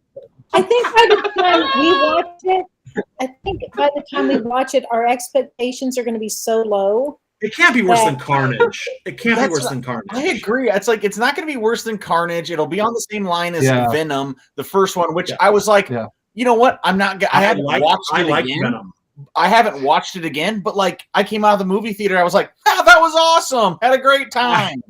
That's what's funny is like, I saw someone post, there's like a post that goes around social media where it said like, the reason Venom was so good is that for the first time there was no like gratuitous like Tom Hardy being hot. It was like for 2.5 hours Tom Hardy just looked like shit the whole time, and it was just trying to not die. Like, and it was so relatable. They're like, I feel that. That makes sense. So I think it'll be along those lines. I'm excited to see it. Sad though, because in the trailer, I was so hyped for that movie. Like in the trailer, I was like, dude, he looks great. Like, I was like, he looks this is Midnight Suns, bro. Like, this is exactly, let's do it. Exactly what Morbius should be. And then everyone was like, the first thing I saw, the first review was on TikTok. And it was the scene from Jurassic Park where it's like the giant pile of crap. And Jeff Goldblum like walks out and it says me. And then it shows the pile of shit. And it said Morbius. So I was like, that's a giant pile of shit. And I was like, no, don't be bad. I got a little concerned when Matt Smith said, who's in the movie, said he wasn't sure what his character was or what the script meant. No. Dr. Who no, he did not say that. He did. Oh my God. So I was like, ooh, that's not good. That's completely fair. I have so many grievances with this whole thing because I'm reading Morbius right now. I'm getting to know the character. Like, what the origin run are story. you? Like, what are you reading? So I just finished Morbius Epic Collection #1. So it was the first cameo in Like the Amazing early Spider-Man. stuff, like the Spider-Man vampire magazines in black and white. Oh, all the good stuff. Sick. So I went into this like with an open heart, and then there's a lot of things. I'm going to do a full movie review with it at some point on here. But I gotta say, Aaron is actually hitting one of the positives on the head. Leto to me Straight is the up. perfect vampire. Yeah, It's true. That hair, that man bun, that low man bun, plus the white lab coat doesn't play. That is an 11 out of 10 look right there. All right, and I am here for that. Is that unbiased opinions, John? That is some biased opinion. But there's some really neat visual notes to it. But Matt Smith's character, I'm like, why are you here? And why does the adversary have to be the same as the main character? Like, why can't we use another Marvel character to face off against Morbius or whatever? You know, there's so much potential for the MCU, and Sony's like, we're gonna go this way. Dude, like that's the thing. Is like when we first saw the trailer, and I think it was like maybe the second trailer or something, because the first one didn't really show anything. When he turned in the like pipe scene and you saw his face for the first time, like all like transformed, I was like, bro, what? I was like, you just took this off a comic page. Like, this is perfect. Yeah. Perfect. Yeah. And when he like leapt off, he was like doing this like this fucking Nightcrawler shit. I was like, what the fuck? Yeah, exactly. I mean, Morbius is such a cool character too. I mean, that's the thing. It's like, that's pretty dope. And Leto has been playing a vampire since like My So-Called Life. It's like in 30 Seconds to Mars. He has basically just been vampire. So I mean, I'm for it, man. That's sweet. Yeah, it just makes me sad because I'm like, now you lose, like, every time a studio takes a chance on a thing like that, right? Like, and it fails miserably, you're never gonna get that. Nope. And I'm like, oh, dude, there's so much they could have done with that, like, but now it's ruined. Yeah. And I'm like, it makes me so sad because like that sort of like all that horror fucking era Marvel shit is so good that they're not going to take a chance on anything else now, like that. Because they're like, well, look what happened there.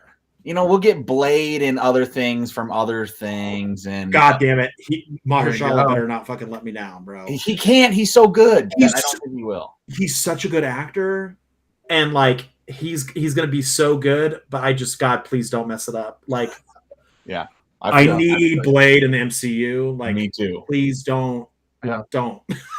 Well, I love Blade, so yeah, and I love that because John is now like he's like going 200 comics deep into Morbius in like the last 4 months or 3 months. I mean, he is just absolutely going deep.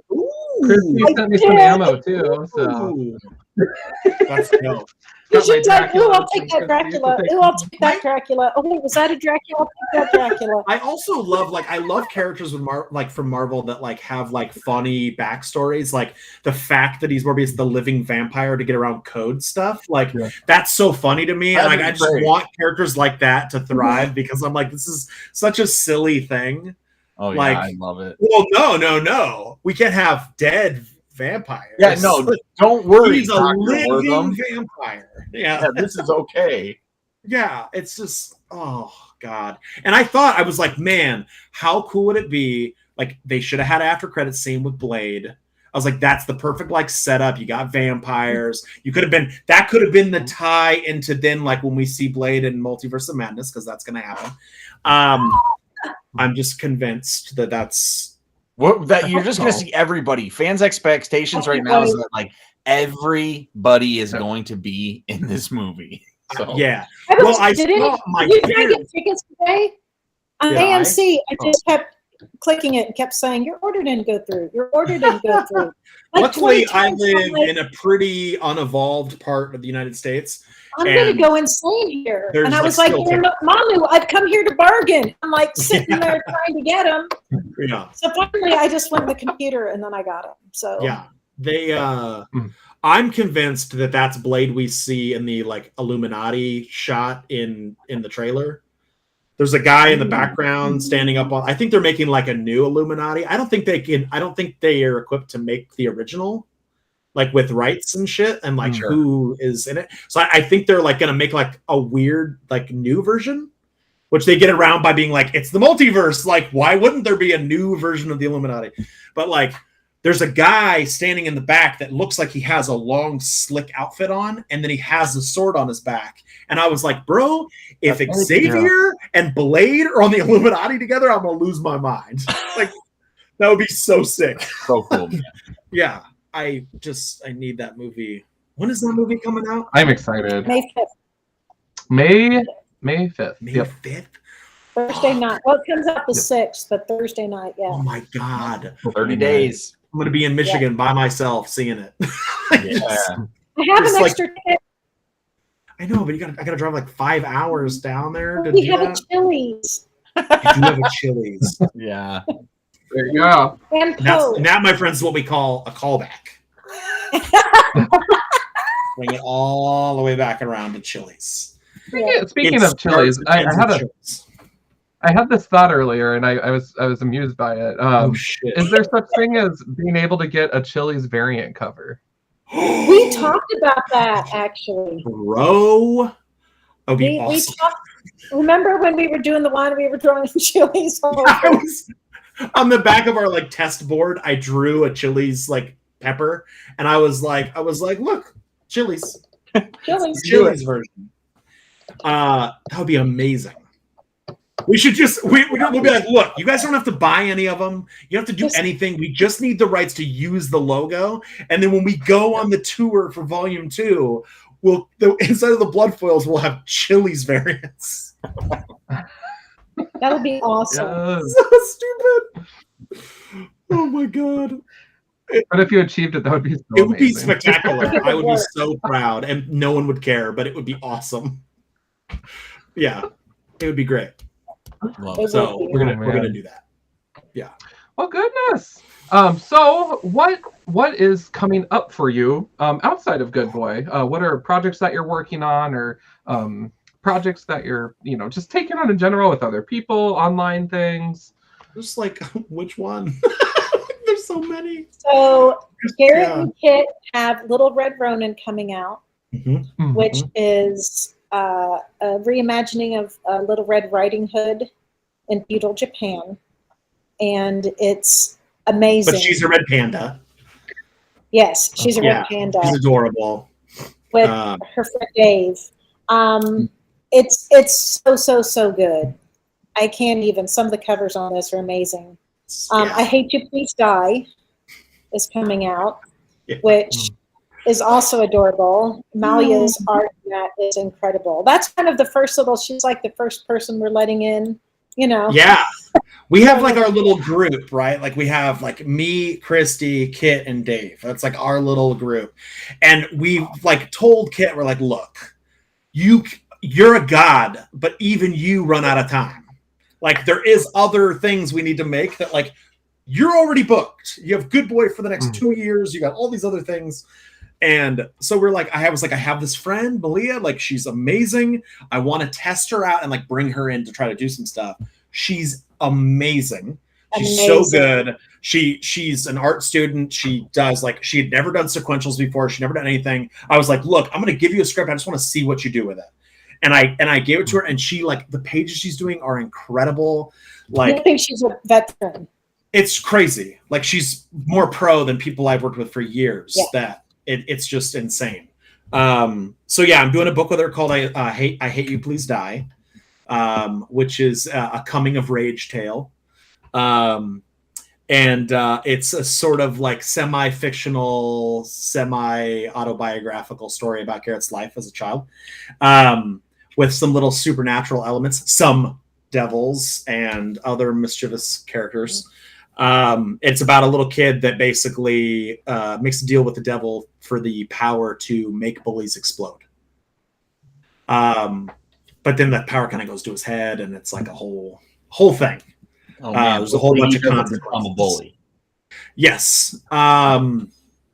So that's There's a lot of that. fun. There's It's also very dark. It's probably the darkest thing I've ever written. It's It very, is very very dark. bad. It's really bad because it's like draws on a lot of like real trauma from my childhood and like real like abuse I had at home and like abuse at school. Not based on a character. Not based on any real people. No, not at All all. fictional people. Don't sue us. But yeah, like really just dark shit. Like, I mean, deals with like my first suicide attempt at 13, like crazy shit that should never probably. I wrote the book initially and like as just a serious thing, and someone read it and was like, "This is kind of fucked up, dude. This is depressing." And I was like, "Okay, well, I'll add like some supernatural elements or something, and then it'll be fun." And after I did that, it was great. But it's very dark. I had to like check with Malia. I was like, "Are you comfortable drawing this kind of shit?" She was like, "Fuck yeah, let's go." But I got that. I got Little Red Ronin with Kit. Christy and I have a million things going on. We got Blind Justice coming this summer. Blind Justice. Postmasters. Yeah, Postmasters. And then We Eat Gods. We Eat Gods, which is another one that Christy and I are doing. That's we put young adult, but really it's all ages. All ages. It's about a robot that eats gods. Yeah, it's very awesome. Adorable. It's really cool. His name is Ray's. And Kit, again, is... Yeah. That's actually the one that's probably, like, Little Red Ronin comes out next, but then, like, the Ash Can for We Eat Gods came out this last month and, like, sold out at every retailer. It's just crazy. We got them in and they were gone that day. We weren't even open that day and they were gone.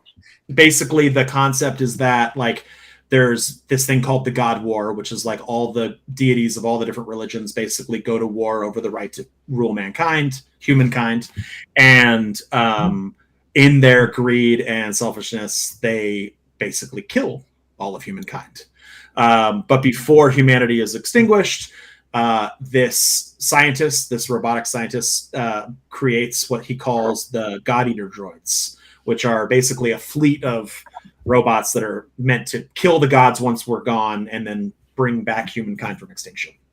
And this story centers around the last God Eater droid, Ray's, as he tries to like kill the rest of the gods. And it's awesome and it's adorable and it's just crazy. It's full of heart. The most words I've ever put in a book. In fact, like Dave thought Christy had written it. He was like, "Damn it, Christy, like there's so much here." And she was like, "That's Garrett. Blame Garrett." Yeah. That's all Garrett's fault. So we've got that coming out. We've got Christy has a bunch of stuff she's doing that she like won't let me be involved in because she's still working on it. We had this awesome werewolf idea. We were like working together on it, all the shit, and the next thing I know, she's like gone. She's like off working on it. She's like doesn't want my input. She's like doing all this cool shit. Not yet. She doing all this cool shit, and I'm like, damn, that's way better than my idea. And like now she's like got this awesome fucking book she's doing that I'm gonna like come in and be like an editor or something. No, we're doing it. Be like, you can edit it. We're like, it's whatever, bro. Yeah. Not talent wise, but we're like Lennon and McCartney. Yeah. You know? See, bringing it back. There's full circle again. See? Call back. Yeah, Trish is actually coming out. Little Red Amazing. Trish is actually doing a variant for Little Red Ronin. Oh, yes, she is. And it's so good. I can't tell you the retailer yet, but it's going to be awesome. Yeah, JJ, not our werewolf book. She's doing not that one. Hers not is that one. Hers is based in fact. She's got real shit she's putting in hers. Ours is ridiculous. Yeah, there's just so much. We're doing so many things all the time. I have a lot of wolf things going on. Yeah, it's a lot of stuff. So that is a lot of stuff, and like too much for me to remember. So let's how are people following you guys so that we get to know when this stuff is coming out as it's coming out? All the new so my stuff is all Facebook, Instagram, Twitter, whatnot. Everything is Some Writer Guy. If you can't remember who wrote it, I don't know. Some Writer Guy. That's the easiest way. Yeah. Also, I fucking hate Twitter, so like, don't try to look for anything on Twitter. I have one and I hate it. Is that a Yeah. Is that a halo over Christy's head? I like JJ so much. It's the burning of all the souls she's ruined. JJ is an angel. Oh my god, these two, bro! I just want to tell them shut the fuck up so much. They get around each other and they're like, "No, you're an angel. No, you're an angel. Oh my god, we're both angels. Oh my god, is that a halo? I love you. You're the best." And I'm like, it's just the worst. No, it's not true, but it's so true. It's so bad. It's awesome. You see how delusional we are right now? It's late. We are both out of our minds just regularly. I've got no monster in my system. I'm like ready to die any second. It's terrible. These guys are like, look, we just wanted to give you just wanted a nice professional interview. We got in, we're like, ha, fuck. Like that was it. We do it because it irritates you so much. Damn it, change it. Yeah. Christy, I just wanted to give you a shout out too. The auctions that you do from your shop are just such a hoot. I have one. I love shopping, and I love shopping with you. And I am really just here for the dialogue with you and Jeff. It is so fun. And a special shout out to Jeff, and like he just gives himself what is it, underpaid employee, lowest ranking employee. Yes. And it's just so funny. And so thank you for your energy that you put out weekly, multiple times a week, with new books, with your auctions on Mondays and Fridays, and it's so fun. So we try. You guys really do an excellent job of making comics fun, and that's what Tom and I look for, is like approachable people, and that's what turns us on to reading your books and learning more about you. You guys should all what we do in the comic shop. You guys should all go. You guys should all go. What we do in the comic shop, named after one of the greatest TV shows ever. What we do in the shadows and movie. Oh, the movie is so amazing. I love the movie so much. I can't even. I quote it probably 5 times a day. It's so stupid. I love it. You rang. There's Jeff. No, we have so much fun doing the show. It started off as when we had to shut down as how do we keep the doors open? So I was like, I'm never doing one of those shows ever. Ever. And then, James Bond here, never say never. But we had to stay open. And then they just became a thing. And I can't believe people tune in every, twice a week to watch it. So it's like, really? We have people that just tune in to watch it. They don't buy anything. And I'm like, what's wrong with you? It's terrible jokes. Yeah. And terrible singing. Yeah. It's the best singing. She's the songbird of her generation. I am. Yeah. Some people have said that. Some people think so. Yeah. I am. It's me and Will Ferrell. So. Yep. So where can people find you, Christy, to answer the question? Christy has a terrible habit of not answering questions. So where can people find you on social media, Christy? If they want I am on Facebook, Christina Blanch, Christy Blanch on Twitter and Instagram, and I also am terrible at Twitter. I only go in there. Unless Chili's is trying to get in touch with us. Yeah, I do that for Chili's or to talk about my favorite podcast when they talk about Columbo, which they did today. Garrett, thank you. And they both answered me back, which was awesome. And Ted Lasso. It's pretty much my Twitter's all dogs and Ted Lasso and Columbo. As it should be. Yeah. Which is, I wish it was not true, but it is so true. Mm-hmm. And then All Yeah Comics in Muncie, Indiana is our comic shop. And it's very cute. And then What We Do, it is very cute. And then What We Do in the comic shop is our show where Mondays and Friday nights at 7:00 we do Garrett, you should see some of the books we have for this Friday.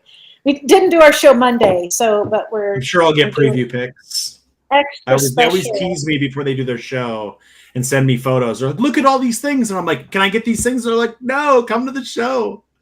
And I'm like, dicks. We may have a Secret Wars 8. You know. You made Tom yawned. You made Tom yawn. I'm sorry, guys. I'm Oh. I'm turning into a pumpkin here. I apologize. Pumpkin. Summon the power of the ponytail, Tom. Yeah. Yeah. Oh my God. You have to flip it. We better let Tom go to bed. Yeah. Oh. But in all seriousness, you guys, thank you so much for your time again, and again for coming to Rainbow Comics. There were so many, of our customers that got to Your meet you. store is and just amazing. loved you. We love it. We will be back at the end of the next tour. Yep, that's where we're ending every tour. It's going to be at Yeah. Rainbow Comics. Yep, absolutely. Awesome. That's it. So Awesome. I'll save the best Yeah. for we last. need That's the right. glow sticks. Yep. And Yeah, alcohol, chilies. and make sure you have things ready for an oil change.